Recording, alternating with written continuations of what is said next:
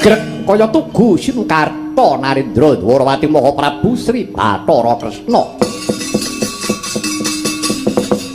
Riwus nyamriksani glagat kawontenaning negari Ngastina.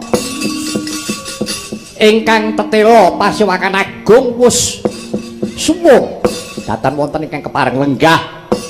Nanging Narendra Dwarawati awas pandurune.